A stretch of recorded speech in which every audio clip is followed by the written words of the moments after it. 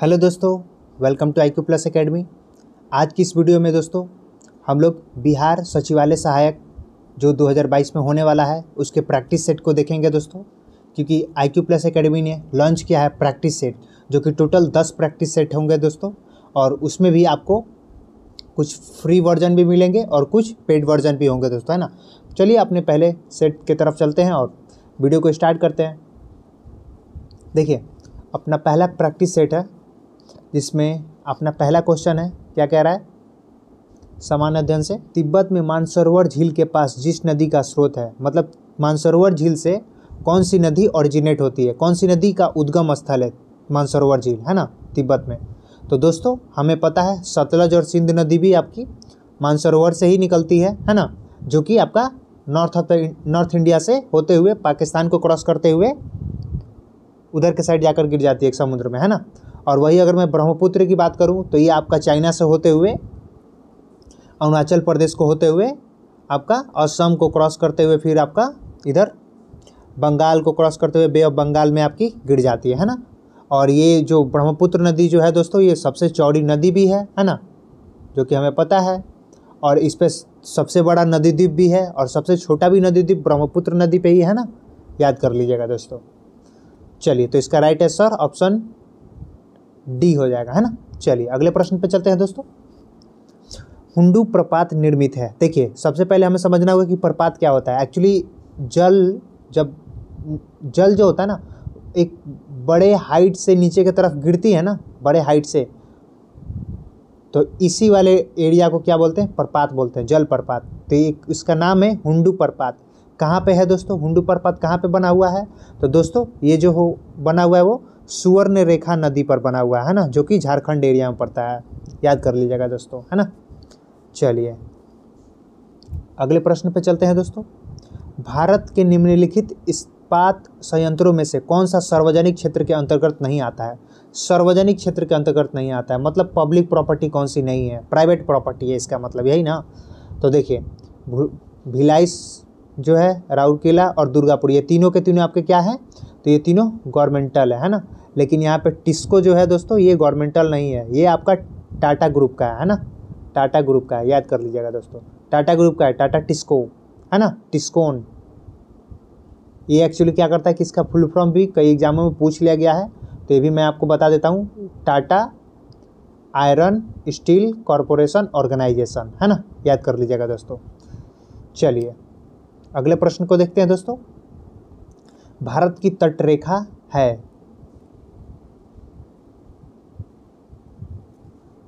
भारत की तटरेखा है कितनी है दोस्तों। भारत की तटरेखा, तटरेखा मतलब जो समुद्र से कनेक्ट होती है, समुद्र से लगती है ना। तो ये वाला रीजन कुछ है ना जो समुद्र से लगती है, तो ये टोटल कितनी है दोस्तों। तो ये आपकी है टोटल, ये बंगाल तक का एरिया भी होता है आपका, वहाँ तक का, ऊपर तक का, है ना। तो ये टोटल हो जाती है आपका, ऑप्शन बी हो जाएगा इसका राइट आंसर दोस्तों। 6100 किलोमीटर लंबी है ना, याद कर लीजिएगा। अगर वही मैं बात करूँ, देखो ये तो हो गया कोस्टल लाइन, है ना। इसके अलावा अगर मैं बात करूँ आपसे कि यहाँ पे एक है ना लक्षद्वीप है और यहाँ पे अंडमान निकोबार है ना। तो अगर इस दोनों के भी कोस्टल लाइन को देख लिया जाए तो टोटल जो हो जाएगा ना दोस्तों, वो हो जाएगा आपका 75-17 किलोमीटर, है ना। 75-17 किलोमीटर टोटल हो जाएगा, इस दोनों को इंक्लूड कर लिया जाए तो। लेकिन अगर इन दोनों को इंक्लूड नहीं किया गया क्योंकि ऑप्शन में ऐसा कुछ है ही नहीं, तो आपका 6100 किलोमीटर हो जाएगा, है ना। चलिए अगले प्रश्न पे चलते हैं दोस्तों। नगदी फसल में सम्मिलित नहीं है, तो दोस्तों इसका जो राइट आंसर हो जाएगा वो हो जाएगा ऑप्शन डी, गेहूं, जो कि आपकी रबी फसल है ना। चलिए अगले प्रश्न को देखते हैं दोस्तों। भारत विश्व में दूसरा सर्वश्रेष्ठ उत्पादक एवं उपभोक्ता है, किसमें है दोस्तों दूसरा नंबर, तो वो है चाय में, है ना। अब देखिए 2 नंबर पे उपभोक्ता में भी और उत्पादक में भी भारत है, तो 1 नंबर पे दोनों में कौन है दोस्तों। तो देखिए चाइना है उत्पादन में, है ना, और आपका उपभोक्ता में कौन है दोस्तों, तो वो है USA, अमेरिका है दोस्तों, है ना, याद कर लीजिएगा। चलिए अगले प्रश्न पे चलते हैं। भारत और श्रीलंका को डैश द्वारा विभाजित किया गया है, तो दोस्तों वो कौन सी जल डमरू मध्य है जो भारत और श्रीलंका को अलग अलग करती है दोस्तों, तो वो है पाक जल डमरू, है ना, जिसको पाक स्ट्रीट कहते हैं इंग्लिश में, है ना, पाक स्ट्रीट। चलिए अगला प्रश्न क्या कह रहा है। भारत में प्रथम उर्वरक संयंत्र कहाँ लगा था? प्रथम उर्वरक कारखाना कहाँ लगा था दोस्तों भारत में? तो वो तमिलनाडु के रानीपेट में लगा था ना, रानीपेट में एक्चुअली, सॉरी। चलिए अगला क्वेश्चन क्या कह रहा है? भारत का सबसे अधिक जनसंख्या वाला शहर है, ये 2011 के सेंसस के अकॉर्डिंग बात हो रही है ना, तो ये आपका मुंबई हो जाएगा दोस्तों, है ना। चलिए अगला प्रश्न है, निम्नलिखित में से कौन महाद्वीपीय क्षेत्रफल के अनुसार दूसरा सबसे बड़ा द्वीप है? तो दोस्तों हमें पता है 1 नंबर पे है अपना एशिया और 2 नंबर पे है अफ्रीका। चलिए अगला प्रश्न है, साफ रातें मेघीय रातों की अपेक्षा अधिक ठंडी होती है, क्यों भाई? अगर साफ सुथरा रात है तो वहाँ पे थोड़ा ठंडा फील होता है, लेकिन वही अगर थोड़ा मेघीय रातें होती है, थोड़ा बादल टाइप का बन जाता है, तो वहाँ पे क्या होता है, वो थोड़ी गर्म होती है, क्यों भाई? तो एक्चुअली क्या होता है दोस्तों कि जो हीट अपने अर्थ के ग्राउंड लेवल से जो उत्सर्जित होती है ना, ऊपर जाती है ना, तो वह एक्चुअली आपका मेघ जो है, बादल जो है, उससे टकरा के इधर के साइड ही विकिरणित हो जाती है, उसका विकिरण हो जाता है, जिसके वजह से क्या होता है, तो जो हीट है वो अपने एटमॉस्फेयर के बाहर नहीं निकल पाता है अर्थ के एटमॉस्फेयर से, जिसके वजह से इसको गर्म कर देता है, इस पूरे इन्वायरमेंट को, है ना। लेकिन वही अगर यहाँ पे मेघ ना हो तो क्या होगा? अगर मेघ ना हो तो क्या होगा दोस्तों? देखो अगर यहाँ पे मेघ ना हो तो क्या होगा, ये बाहर की चली जाएगी, ये ऊपर के साइड चली जाएगी, तो ये अपना एटमॉस्फेयर से क्या हो जाएगा, बाहर निकल जाएगी, है ना। चलिए तो ये इसीलिए क्या होता है, यहाँ पे ठंडा फील होता है। वेंटिलेशन एक तरह से हम लोग कॉन्सेप्ट समझ लें कि बाहर के साइड निकल गई तो वेंटिलेशन, नहीं निकली तो अंदर ही रहेगी, तो अंदर के साइड रहेगी तो गर्म होना ही है ऑफ कोर्स। चलिए अगला प्रश्न क्या कह रहा है, निम्नलिखित में से किस युग्म का मिलान सही है? देखते हैं दोस्तों। तो दोस्तों इसका जो राइट आंसर हो जाएगा ना, वो हो जाएगा ऑप्शन बी, भूमध्य क्षेत्र, क्योंकि यहाँ जाड़े में वर्षा होती है ना। चलिए अगला प्रश्न क्या कह रहा है, 5 मार्च 1931 को संवैधानिक सुधारों की शर्तों पर बातचीत करने के लिए, संवैधानिक सुधारों पर, है ना, बातचीत करने के लिए भारतीय राष्ट्रीय कांग्रेस की ओर से गांधी जी ने किसके साथ उच्च स्तरीय आधिकारिक बैठक में भाग लिया था? तो दोस्तों इसका जो राइट आंसर हो जाएगा ऑप्शन डी हो जाएगा, लॉर्ड इरविन, कि कुछ समय के यही थे वाइसराय, है ना। तो यही है दोस्तों, क्योंकि सेकेंड राउंड टेबल कॉन्फ्रेंस ख़त्म हुआ था, उसके बाद ये चीज़ें हुई थी, और इसके बाद इनमें गांधी जी की कुछ बातें ऐसी थी जो इन्होंने नहीं मानी, कुछ शर्तें थी जो इन्होंने नहीं मानी, इस वजह से इन्होंने थर्ड राउंड टेबल कॉन्फ्रेंस में भाग नहीं लिया था, है ना। चलिए अगला प्रश्न क्या कह रहा है, दामोदर नदी निकलती है कहाँ से भाई? तो ये दोस्तों ऑप्शन बी हो जाएगा इसका राइट आंसर, छोटा नागपुर से निकलती है। चलिए अगला प्रश्न क्या कह रहा है, खरीफ फसलों को डैश मौसम की शुरुआत के साथ बोई जाने वाली फसलों के रूप में वर्णित किया जा सकता है? तो खरीफ फसलों में दोस्तों जैसे कि धान आता है ना, तो इसको कब बोया जाता है दोस्तों? आपको पता ही है, जब बहुत ज़्यादा पानी लग जाता है, लेवई हो जाता है, बहुत मतलब कीचड़ टाइप का हो जाता है, तभी धान को बोया जाता है। बोने वाला कोई भी फसल एक्चुअली पानी में ही बोया जाता है ना, बहुत ज़्यादा गीला माटी करके ही बोया जाता है, मिट्टी करके, है ना। तो ये वर्षा वाले टाइम में ही होगा दोस्तों। चलिए अगला प्रश्न देख लेते हैं, भारतीय संविधान को अपनाया गया, किसके द्वारा अपनाया गया दोस्तों? तो ये संविधान सभा के द्वारा अपनाया गया था, है ना, 9 दिसंबर को, है ना, याद करिएगा दोस्तों। चलिए 9 दिसंबर 1946 को अपनाया गया था, है ना। चलिए जो कि फिर आपको वहाँ पे प्रस्तावित किया था आपका नेहरू जी ने भी, फिर उसके बाद इसको स्वीकार कर लिया गया और फिर वैसे चीज़ें चलती रहीं। और संविधान को अपना बनाने में कितना समय लगा था दोस्तों? तो 2 साल 11 महीना 18 दिन लगा था, है ना, याद करिएगा, है ना। चलिए अगला प्रश्न क्या कर रहा है, नीली क्रांति डैश से संबंधित है? तो दोस्तों जो नीली क्रांति है ना, ब्लू रेवोल्यूशन, वो एक्चुअली मत्स्य उत्पादन से संबंधित है ना, याद कर लीजिएगा, ऑप्शन डी हो जाएगा इसका। चलिए अगला प्रश्न क्या करें, कोई वित्तीय बिल प्रस्तावित हो सकता है, वित्तीय बिल बात कर रहा है ना, तो कब कैसे प्रस्तावित हो सकता है दोस्तों? तो ये एक्चुअली पता है, जो संविधान का अनुच्छेद 109 है ना, उसमें ये बात कही गई है कि ये जो वित्तीय बिल जो है वो लोकसभा में ही प्रस्तावित की जा सकती है। तो इसका राइट आंसर ऑप्शन बी हो जाएगा दोस्तों। चलिए नेक्स्ट देख लेते हैं, भारतीय नागरिकों के मौलिक अधिकारों का वर्णन है। भारतीय नागरिकों का मौलिक अधिकार का वर्णन कहाँ है दोस्तों? तो ये तो संविधान के भाग 3 में है। देखते हैं ऑप्शन में क्या दिया हुआ है, उसके अकॉर्डिंग देखते हैं। भाग 3 के 12 से 35 तक है ना, भाग 3 के अनुच्छेद 12 से 35 तक में है, तो ऑप्शन इसका ए हो जाएगा। चलिए अगला प्रश्न देख लेते हैं, बनारस हिंदू यूनिवर्सिटी BHU देख रहे हो, BHU की बात कर रहा है ना। BHU की स्थापना किसने करी थी? तो हमें पता है मदन मोहन मालवीय जी ने इसकी स्थापना करी थी। और इसमें प्रमुख भूमिका में आपका कांग्रेस की फर्स्ट वुमेन कौन थी? Annie Besant, doctor Annie Besant, तो उन्होंने भी इसमें योगदान दिया था, है ना। चलिए अगला प्रश्न क्या कह रहा है? भारतीय संविधान के निम्नलिखित अनुच्छेद में कौन सा अनुच्छेद राज्य की सरकारों को ग्राम पंचायतों को संगठित करने का निर्देश देता है? ग्राम पंचायत की बात कर रहे हैं यहाँ पे, राज्य सरकारों को ऐसा कौन ऑर्डर करता है? कौन सा अनुच्छेद है जो बात करता है इस पे? तो ये दोस्तों हो जाएगा ऑप्शन बी, अनुच्छेद 40 इस पे बात करता है ना। चलिए अगला प्रश्न क्या कह रहा है? न्यायिक पुनर्विलोकन का अर्थ यह है कि सर्वोच्च न्यायालय क्या कर सकता है? पुनर्विलोकन किसी चीज़ पे क्या करेगा? अगर कोई आपका बिल पास हुआ, वो हमारे मौलिक अधिकारों के कुछ अवरोध कर रहा है, मतलब उसके कुछ अगेंस्ट में कुछ छोटी चीज़ें हो रही हैं, तो उस पर ये क्या कर सकता है? तो उस पर क्या कर सकता है? उस बिल को ये पास होने से रोक सकते हैं, है ना। सर्वोच्च न्यायालय के पास ये शक्ति होती है, और ये अनुच्छेद 13 से इसको शक्ति मिलती है ना। जो आर्टिकल 13 है ना, उससे ये शक्ति मिलती है। चलिए तो इसका राइट आंसर दोस्तों क्या हो जाएगा? वो हो जाएगा आपका ऑप्शन सी हो जाएगा, है ना। ऑप्शन सी हो जाएगा। चलिए नेक्स्ट क्वेश्चन को देख लेते हैं दोस्तों। एक कल्याणकारी राज्य के निदेशक आदर्श वर्णित है, किसमें है दोस्तों? तो ये है राज्य के नीति निर्देशक तत्वों में, DPSP में, है ना। राज्य के नीति निर्देशक तत्वों में स्थित है ना, ध्यान करिएगा। चलिए अगला प्रश्न क्या है? लोकसभा के स्पीकर का निर्वाचन होता है, तो ये लोकसभा के ही मेंबर के द्वारा होगा ना दोस्तों, लोकसभा के स्पीकर का निर्वाचन। तो ऑप्शन सी इसका राइट आंसर हो जाएगा दोस्तों। चलिए अगला प्रश्न क्या करें? भारत के राष्ट्रपति को उसके पद से हटाया जा सकता है, किसके द्वारा हटाया जा सकता है दोस्तों? तो ये संसद के द्वारा हटाया जा सकता है। कब? महाभियोग लगाकर, महाभियोग चलाकर ही तो हटाया जाता है ना एक्चुअली इनको। और एक और का रीजन है क्या? तो ये खुद से दे, तो या तो ये खुद से पत्र दे दे, खुद से लेटर ले जाकर उपराष्ट्रपति को दे दे, नहीं तो इन पे महाभियोग चलाकर हटाया जा सकता है। और ये महाभियोग चलाने का जो आता है ना दोस्तों, ये कौन से आर्टिकल से आता है दोस्तों? तो ये आता है आपका आर्टिकल 61 से, है ना, याद रखिएगा। आर्टिकल 61 से आता है, अनुच्छेद 61 से आता है ना, में ये बात करी गई है महाभियोग वाली। चलिए अगला प्रश्न देख लेते हैं। भारत में किसी भी सदन का सदस्य हुए बिना कोई व्यक्ति कब तक मंत्री पद पर आसीन रह सकता है? तो दोस्तों इसका जो राइट आंसर हो जाएगा वो हो जाएगा ऑप्शन बी, 6 महीने तक रह सकता है। उसके बाद इसको मंत्री पद से भी हटना पड़ेगा, है ना। किसी सदन का सदस्य रहेगा ही नहीं तो मंत्री पद कब तक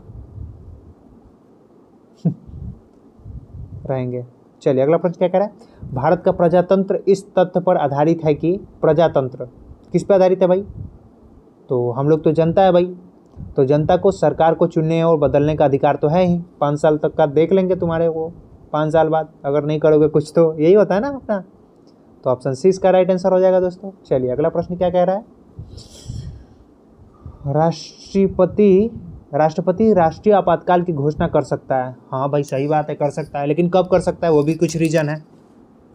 युद्ध के आधार पर, बिल्कुल भी, बाहरी आक्रमण हो गया, कोई बाहर से आकर आक्रमण कर दिया, या हथियारबंद विद्रोह हो गया, घर के अंदर ही कुछ हथियारबंद विद्रोह हो गया, है ना। तो ये सब चीज़ें होती हैं। तो ये तीनों ही केस में होता है दोस्तों एक्चुअली, है ना। तो ये तीनों ही इसके आंसर हो जाएंगे। तो ऊपर वर्णित सभी कारणों के आधार पर ऑप्शन डी हो जाएगा आंसर। चलिए अगला प्रश्न क्या कह रहा है? जहाँ तक लोकसभा में प्रतिनिधित्व का प्रश्न है, कौन से राज्य दूसरे और तीसरे स्थान पर है? सबसे ज़्यादा प्रतिनिधि किस राज्य से है दोस्तों लोकसभा में? तो सबसे ज़्यादा है, हमें पता है, यूपी से है ना, क्योंकि वहाँ पे जनसंख्या भी बहुत है और सीटों की संख्या भी बहुत ज़्यादा है ना, यूपी से है। अगर वही दूसरे तीसरे की बात करूं तो दूसरे नंबर पे आपका महाराष्ट्र आता है और तीसरे नंबर पे आता है वेस्ट बंगाल, है ना, याद करिएगा। तो ऑप्शन सी में इसका राइट आंसर हो जाएगा दोस्तों। चलिए अगला प्रश्न देख लेते हैं। नीति आयोग एक क्या है? तो नीति आयोग एक्चुअली पता है, इसको संविधान में कहीं भी अथी नहीं किया गया है कि नीति आयोग भी कुछ ऐसा कोई होगा, है ना, कोई संस्था या कुछ ऐसा, है ना, आयोग। तो ये एक्चुअली परामर्शदात्री संस्था है ना, परामर्श वाली संस्था है। और इसको एक्चुअली क्या हुआ था, पहले से एक आयोग था, है ना, आपको पता ही होगा, योजना आयोग था पहले। तो योजना आयोग को नाम को चेंज करके और उसके जगह पे आपको नीति आयोग लाया गया, जो कि 2015 में आया था एक्चुअली, है ना, 1 जनवरी 2015 को आया था। तो ये भी डेट भी याद रखिएगा क्योंकि पूछ सकता है ना। तो 1 जनवरी 2015 को नीति आयोग लाया गया, एक नया संगठन। और इसके हेड कौन होते हैं दोस्तों? तो इसके हेड होते हैं प्रधानमंत्री खुद, जैसे अभी मोदी जी हैं, है ना। चलिए अगला प्रश्न क्या कह रहा है? भारत में नियोजित अर्थव्यवस्था आधारित है, किस पे आधारित है दोस्तों? तो हमारी जो अर्थव्यवस्था है वो मिश्रित अर्थव्यवस्था है दोस्तों, है ना। प्राइवेटाइजेशन भी है, आपका गवर्नमेंट वाला भी है ना, दोनों है। चलिए भारत में आय का सबसे बड़ा स्रोत क्या है? तो दोस्तों भारत में जो आय का सबसे बड़ा स्रोत है ना वो प्रत्यक्ष कर है, याद करिएगा, है ना। क्योंकि यहाँ आयकर टैक्स जो है टैक्स लगता है ना, निगम वाला भी टैक्स लगता है और ऐसे भी लगता है आयकर, तो वो भी बहुत ज़्यादा अमाउंट में होता है ना, जो कि 55% शेयर होल्ड करता है। 55% लगभग इससे आता है, प्रत्यक्ष कर से, है ना। चलिए भारत की उन्नति संतोषजनक रही, किसमें भाई?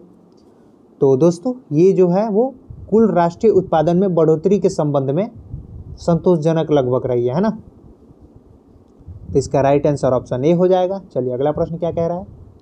सबसे बड़ा नदी द्वीप माजुली निम्नलिखित में से किस नदी में स्थित है? तो दोस्तों हम लोगों ने पहले क्वेश्चन पे भी ये बात करी हुई थी कि सबसे बड़ा नदी द्वीप ब्रह्मपुत्र पे है और सबसे छोटा नदी द्वीप ब्रह्मपुत्र पे ही है। तो ये असम वाले रीजन में पड़ता है ना, तो उसका नाम भी यहाँ पे लिखा हुआ है माजुली द्वीप, है ना। तो इसका राइट आंसर ऑप्शन सी हो जाएगा दोस्तों। चलिए और सबसे चौड़ी नदी भी ब्रह्मपुत्र नदी ही है ना। चलिए अगला प्रश्न क्या कह रहा है? पुस्तक द ऑरिजिन ऑफ स्पीसीज के लेखक कौन थे? तो दोस्तों इसका जो राइट आंसर हो जाएगा ऑप्शन ए हो जाएगा, है ना, डार्विन दी थे, है ना।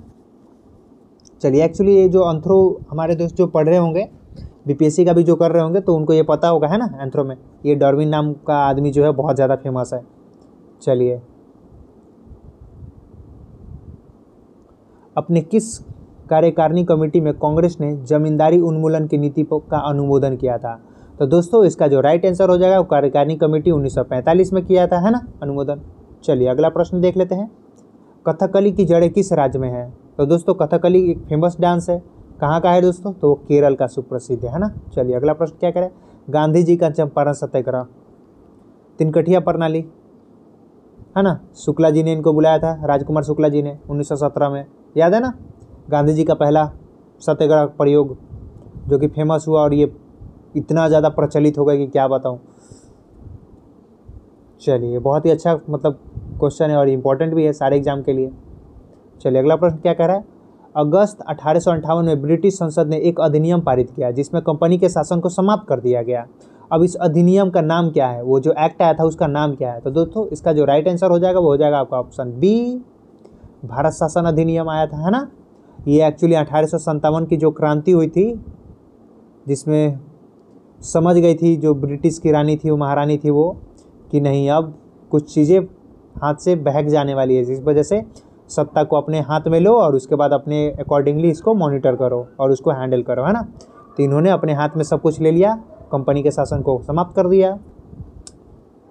चलिए इसके पहले का सिनेरियो कुछ और था, उसके पहले और इसके बाद के सिनेरियो का कुछ और था, है ना। इसके पहले सब कुछ मनमानी होती थी, इसके बाद थोड़ी सी मतलब थोड़ी कहूँगा, ज़्यादा नहीं, क्योंकि ये तो थे ही मतलब एकदम ख़त्म आदमी, तो थोड़ी सी मतलब कहीं ना कहीं एक कंसिडरेबल काम किया गया भारतीय लोगों को, बाकी वो भी उच्च लोगों को, है ना, बाकी सब तो लगभग वैसा ही रहा, क्या बताएं। चलो आगे देख लेते हैं।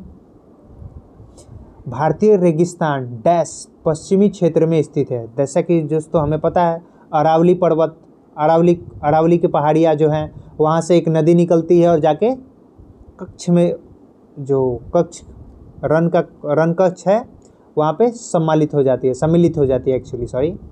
तो वो जो है क्या है? अरावली की पहाड़ियाँ ही तो है, तो ऑप्शन सी इसका राइट आंसर हो जाएगा दोस्तों। चलिए बिहार बंगाल से पृथक कब हुआ था? तो दोस्तों दिल्ली दरबार लगा था 1911 में, उसी समय हुआ था और इसी समय में दिल्ली भी बना था कैपिटल, है ना। कोलकाता से शिफ्ट हुआ था दिल्ली, पहले कोलकाता था फिर शिफ्ट हुआ दिल्ली बना, है ना, और बिहार भी बंगाल से अलग हो गया इसी समय में। चलिए अगला प्रश्न क्या कह रहा है? पटना उच्च न्यायालय की स्थापना कब हुई थी? तो दोस्तों ये हुई थी 1916 में और इसी समय में बीएचयू की भी स्थापना मदन मोहन मालवीय जी ने करी थी, है ना, याद रखिएगा। चलिए अगला प्रश्न क्या कह रहा है? इनकलाब जिंदाबाद, जिंदाबाद जिंदाबाद का नारा किसने दिया था? तो दोस्तों इसको फेमस किया भगत सिंह ने, लेकिन हसरत मोहानी जी ने इसको लिखा था। इसके रचनाकार कौन थे? हसरत मोहानी जी, है ना, याद रखिएगा, क्योंकि क्वेश्चन लपेट लिया जाता है। हाँ, तो इसमें हम लोग फंस जाएंगे, है ना, इसको अच्छे से ध्यान रखिएगा। हसरत मोहानी लिख देता हूँ, हसरत मोहानी, है ना।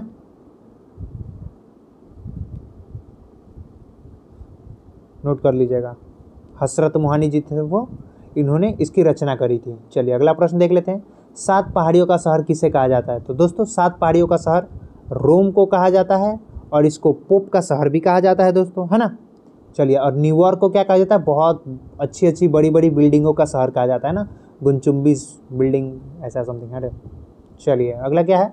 निम्न में से कौन सी मीठे पानी की झील नहीं है? तो दोस्तों इसका जो राइट आंसर हो जाएगा ऑप्शन डी हो जाएगा, सांबर, जो कि राजस्थान वाले एरिया में पड़ता है शायद। हाँ, चलिए अगला प्रश्न क्या कह रहा है? निम्न में से कौन सी एक फलीदार फसल है? फलीदार मतलब फल वाला फसल, है ना। तो दोस्तों वो दाल है ना। चलिए अगला प्रश्न क्या कर रहा है? दिल्ली शहर किस नदी के किनारे स्थित है? देखिए कौन सा शहर किस नदी के किनारे स्थित है, ये भी क्वेश्चन आ रहे हैं, तो इसको भी अच्छे से देखना है। यमुना पे है, गंगा पे तो पटना है, और आपका गोमती नदी पे कौन है? लखनऊ है अपना, है ना, लखनऊ, याद कर लीजिएगा। चलिए अगला प्रश्न क्या कह रहा है? वर्तमान में सर्वोच्च न्यायालय में न्यायाधीशों की स्वीकृति संख्या कितनी है? तो दोस्तों इसका जो राइट आंसर हो जाएगा ऑप्शन सी हो जाएगा, 31 है ना। सॉरी 31 नहीं है, 34 है एक्चुअली, सॉरी 34 है ना, 34 है। चलिए, जिसमें से एक मुख्य न्यायाधीश है और 33 जो है वो न्यायाधीश है ना, एक इसमें मुख्य न्यायाधीश हमेशा होते हैं। चलिए अगला प्रश्न क्या कह रहा है? प्लेन स्पीकिंग शीर्षक पुस्तक किसने लिखी थी? तो दोस्तों एन चंद्रबाबू नायडू जी ने इस पुस्तक को लिखी थी दोस्तों, है ना। चलिए इसका राइट आंसर ऑप्शन डी हो गया। नेक्स्ट क्वेश्चन क्या कह रहा है? संकटग्रस्त जाति संगाई है। संकटग्रस्त जाति कौन सी है दोस्तों? तो ये जो मणिपुरी हिरन है वो संकटग्रस्त जाति है ना, तो इसका राइट आंसर ऑप्शन बी हो जाएगा दोस्तों। चलिए अब कुछ मैथ विज्ञान के भी क्वेश्चन है, तो इसको भी थोड़ा देख लेते हैं दोस्तों। देखिए इसमें जो मैथ वाले क्वेश्चन है ना, मुझे लगता है कि आपको इसको अलग से मुझे एक बार बनाना चाहिए। पता है क्यों मैं ये क्यों कह रहा हूँ? क्योंकि इस क्वेश्चन को करने के लिए आपको थोड़ा सा टाइम देना होगा। मैं तो वैसे बता दूंगा, लेकिन मुझे क्या लगता है कि मुझे ऐसे एक अप्रोच से बताना चाहिए जो आपको एग्जाम में भी काम आए। तो मैं इस पर कुछ अलग से टाइम दूँ तो ज़्यादा इजी होगा। मैं इसको सेकंड पार्ट में जरूर करूँगा दोस्तों, मैथ और रीजनिंग वाले पोर्शन को, है ना। अभी मैं साइंस वाले पोर्शन को कंप्लीट कर लेता हूँ, और सेकंड पार्ट आपका जरूर अभी कुछ देर बाद ही आ जाएगा दोस्तों, जिसमें आपको ये भी मिल जाएगा, तो आप उसको जरूर देखिएगा दोस्तों, है ना। और जिन दोस्तों को मतलब थोड़ा मैथ में दिक्कतें होती है ना, उन लोगों के लिए भी मैं एकदम अच्छे से बताऊंगा, और शॉर्ट ट्रिक में, बहुत ज़्यादा पढ़ने की भी ज़रूरत नहीं है, शॉर्ट ट्रिक में, जिससे थोड़ी थोड़ी चीज़ें ही आप देखोगे उससे आप क्वेश्चन कर पाओगे, है ना, और वो भी बिना ज़्यादा नॉलेज के भी, है ना, तो कर लोगे। इसलिए तो मैं उसको बताऊंगा एक्चुअली, ऐसा कोई इशू नहीं है कि नहीं बताऊंगा। चलिए देख लेते, थोड़ा विज्ञान वाला क्वेश्चन हम लोग कर लेते हैं पहले। देखिए, कमरे में रखे रेफ्रिजरेटर का दरवाज़ा खोलकर क्या किया जा सकता है? तो कमरे को गर्म किया जा सकता है दोस्तों। क्यों? देखो, कमरे में अगर रेफ्रिजरेटर का दरवाज़ा खोल दोगे ना, तो उससे गैस निकलती है, CFC जिसको बोलते हैं ना, CFC गैस निकलती है, और ये बहुत ही ज़्यादा नुकसानदेही होती है अपने इन्वायरमेंट के लिए भी, और यही गैस रेफ्रिजरेटर से निकलती है एक्चुअली, है ना। बढ़ते रेफ्रिजरेटर में ये भी एक कहीं ना कहीं चिंता का कारण है एक्चुअली। और ऐसे भी आ चुके हैं जो कि आपका इको फ्रेंडली भी हैं एक्चुअली, लेकिन वो थोड़ा उसका रेट हाई है ना, तो कोई इशू नहीं है, देखते हैं अभी इसका भी कोई मतलब लो बजट पे भी आ जाएगा तो बहुत ही अच्छी बात हो जाएगी वो भी, है ना। तो ये CFC होता है जो निकलता है दोस्तों रेफ्रिजरेटर से, और रेफ्रिजरेटर खुला रहेगा तो, और उसी से जो हवा ये निकलती है CFC, और ये गर्म कर देता है ना वहाँ के एरिया को, तो ये रूम को गर्म कर देगा दोस्तों, है ना। तो ऑप्शन सी इसका राइट आंसर हो जाएगा। चलिए अगला प्रश्न देख लेते हैं। किस खनिज से रेडियम प्राप्त किया जाता है? तो दोस्तों पिंच ब्लेड जो होता है ना, इसी से रेडियम प्राप्त किया जाता है दोस्तों, है ना, पिंच ब्लेड से, याद कर लीजिएगा। चलिए, और इसमें पता है पिंच ब्लेड में रेडियम के अलावा क्या होता है? पिंच ब्लेड में रेडियम के अलावा भी आपका जो लेड होता है ना और हीलियम, ये भी थोड़े मात्रा में पाए जाते हैं, पता है। और ये एक्चुअली जो पिंच ब्लेड होता है ना, वो यूरेनियम का ही वो होता है, पता है, मिश्रण होता है, यूरेनियम का ही अयस्क होता है एक्चुअली, है ना, याद कर लीजिएगा। चलिए अगला प्रश्न क्या करें? परमाणु बम का सिद्धांत आधारित है। परमाणु बम पता ही है, अमेरिका ने जाके हिरोशिमा और नागासाकी पे छोड़ दिया। तो ये एक्चुअली पता है किस प्रिंसिपल पे काम करता है? ये नाभिकीय विखंडन पे काम करता है। चेन रिएक्शन में फैलते जाता है, फैलते जाता है, फैलते जाता है, और इसको कंट्रोल भी नहीं किया जा सकता, पता है, अनकंट्रोलेबल होता है ये। तो ये भी चीज़ें हैं, चलिए कोई इशू नहीं है। और ये जो होता है ना परमाणु बम, ये यूरेनियम और प्लूटोनियम का यूज़ करके बनता है ना। चलिए अगला प्रश्न क्या कह रहा है, प्लास्टर ऑफ पेरिस का सूत्र क्या है। देखिए दोस्तों, मैं आपको थोड़ा सा इस पर बता दूं, क्योंकि मैं चाह रहा था कि इसको अच्छे से एक बार बता दूं। देखो मैं थोड़ा छोटा कर दूं इसको। देखो प्लास्टर ऑफ पेरिस में देखो ऑप्शन में आपने अगर याद किया होगा ना, तो क्या याद किया होगा, CaSO4 H2O। आपने सही याद किया हुआ है, गलत याद नहीं किया हुआ है। लेकिन यहाँ ऑप्शन में ऐसा कुछ नहीं दिख रहा है, तो क्या हो सकता है इसका। तो देखो हम लोग जो याद करते हैं ना, वो 1 मोल के लिए होता है ना, देख लो 1 मोल के लिए होता है। लेकिन यहाँ पे जो ऑप्शन में दिया हुआ है ना, यहाँ पे उसके सिमिलर कुछ कुछ चीज़ें हैं। देखो हम लोग के यहाँ ऑप्शन में दिया हुआ है वो 2 मोल का दिया हुआ है एक्चुअली। तो 2 मोल में क्या हुआ, 2 से मल्टीप्लाई कर दो, 2 CaSO4, ये यहाँ पे 2 से मल्टीप्लाई करो, हाफ H2O, क्या हो जाएगा, 2 से 2 कट जाएगा, बचा क्या, 2 CaSO4 फिर H2O बचा ना बस। तो 2 CaSO4 H2O, देखो कौन से ऑप्शन में है, 2 CaSO4 H2O, आपका ऑप्शन सी हो जाएगा राइट आंसर। देख लिया ना, तो कंफ्यूज नहीं होना है दोस्तों, है ना। 1 मोल का पता है तो 2 मोल का निकाल लोगे। अगर यहाँ पे 4 देते तो क्या करते हैं, 4 यहाँ कर देता, यहाँ 2 कर देता। तो वैसे भी क्वेश्चन हम लोग कर सकते हैं, है ना। बस चीज़ें अपने पास क्लियर होनी चाहिए। चलो अगला प्रश्न क्या करें, नींबू खट्टा किस कारण से होता है, पता ही है, साइट्रिक अम्ल के कारण होता है ना। चलिए वायु एक क्या है, देखिए हमें पता है वायु क्या होता है, बहुत सारी गैसों का मिश्रण होता है, तो हमें पता ही है ना, बहुत सारी गैसों का मिश्रण होता है। देखो अब आप हमें कमेंट में बताओ कि इसमें सबसे ज़्यादा गैसें कौन कौन सी होती है ना, सबसे ज़्यादा अमाउंट में कौन कौन सी गैसें होती है, आप हमें कमेंट में ज़रूर बताओ। चलो विरंजक चूर्ण के लिए कौन सा असत्य है, तो दोस्तों विरंजक चूर्ण एक्चुअली क्या होता है, हल्के पीले रंग का चूर्ण होता है, ऑक्सीकारक भी होता है, और तनु अम्ल की प्रतिक्रिया से क्लोरीन निष्कासित करता है ये एक्चुअली, है ना। तो इसका राइट आंसर ऑप्शन ए हो जाएगा, जल में अधिक विलय होता है, एक्चुअली होता नहीं है जल में अधिक विलय, है ना। चलिए पारद धातु मिश्रण, ये क्या होता है दोस्तों, देखिए पारद मतलब एक्चुअली पारा होता है ना, पारा पता होना चाहिए, है ना। और ये पारा आपको पता है पारदयुक्त मिश्रण धातु होता है एक्चुअली में, है ना। ऑप्शन सी इसका राइट आंसर हो जाएगा। अब देखिए पारद धातु जो होता है ना, इसको यूज किया जाता है जब किसी भी डेंटिस्ट को आप देखते हो जो दांत भरता है ना, किसी का दांत खोखला हो जाता है या टूट जाता है तो दांत भरता है ना, तो उसमें चांदी के साथ सिल्वर के साथ आपको पारद का यूज करता है वो एक्चुअली, है ना। दोनों का मिश्रण ही वो एक्चुअली भर रहा होता है, तो ये भी ध्यान रखिएगा, है ना। चलिए अगला प्रश्न क्या करें, कोयले का सामान्य प्रकार है। देखिए कोयला हमें पता है एंथ्रोसाइट भी होता है और बिटुमिन्स भी होता है, लेकिन जो एंथ्रोसाइट होता है ना दोस्तों, एंथ्रोसाइट ये एक्चुअली थोड़ा सा एडवांस हो जाता है, ये थोड़ा सा मतलब बहुत ज़्यादा क्या बोलो इसको, थोड़ा मतलब क्वालिटी लेवल में आ जाता है। लेकिन वही बिटुमिन्स की बात करें तो समान प्रकार का होता है, क्योंकि इसमें जो कार्बन होते हैं वो 70 से 80-90 के अप्रॉक्स में होता है ना, इसमें 90+% होते हैं कार्बन, तो ये बहुत ज़्यादा उच्च कोटि का होता है और ये थोड़ा कठोर भी होता है, पता है एंथ्रोसाइट थोड़ा कठोर भी होता है, हार्ड भी होता है। तो इसका राइट आंसर जो हो जाएगा दोस्तों ऑप्शन ए हो जाएगा, है ना। चलिए अगला प्रश्न क्या कह रहा है, उस प्रतिक्रिया को क्या कहा जाता है जिसके द्वारा आनुवांशिक रूप से समान व्यक्ति उत्पादित किया जा सकता है। समान व्यक्ति उत्पादित किया जा सकता है मतलब एक फ़ोन के साथ साथ एक और फ़ोन, एक बोतल किया उसके साथ एक और बोतल कर दिया, उसके सेम क्वालिटी सेम फीचर्स के, तो ये एक्चुअली होता है दोस्तों क्लोनिंग से, है ना, याद रखिएगा किससे होता है, क्लोनिंग से। चलिए अगला क्या कह रहा है, स्वर्ण का आणविक सूत्र क्या होता है, तो दोस्तों स्वर्ण का जो आणविक सूत्र होता है वो होता है AU, है ना। ऑप्शन बी इसका राइट आंसर है। चलिए अगला देख लेते हैं, कुछ और भी प्रश्न हो गए। डैश पौधे में जल परिवहन का कार्य करता है, हमें पता है जल जाइलम, और इसके अलावा ये मिनरल्स को भी परिवहन करता है, मिनरल्स का, है ना, जिसको। चलिए अगला प्रश्न क्या कह रहा है, मधुमक्खी कॉलोनी के सदस्य एक दूसरे को किस प्रकार पहचानती है। मधुमक्खी किस प्रकार पहचानती है दोस्तों, तो वो नृत्य से पहचानती है, नृत्य से, है ना, डांस से पहचानती है, सॉरी नृत्य से पहचानती है ना। डांस कर रही होती है उसके पड़ोसन, ओ ये तो मेरी पड़ोसन है, हाँ मेरी पड़ोसन है। अगर कोई अच्छे से डांस नहीं कर रहा, मतलब उसके स्टाइल में डांस नहीं कर रहा है, मतलब यही होगा कि एक बेली डांस करेगी तो एक कथक डांस करेगी, तो कथक डांस वाले का एक अलग ग्रुप बन गया, बेली डांस वाले का एक अलग ग्रुप बन गया, बस दोनों में डिफरेंस है। एक हिप हॉप कर रही है तो उसका अलग ग्रुप है, वही सबका अलग अलग कॉलोनी है भाई, है ना। तो ऐसा ही कुछ है। चलो कोई इशू नहीं है, अच्छा क्वेश्चन है। मनुष्य के जीवन काल में कितने दांत 2 बार विकसित होते हैं?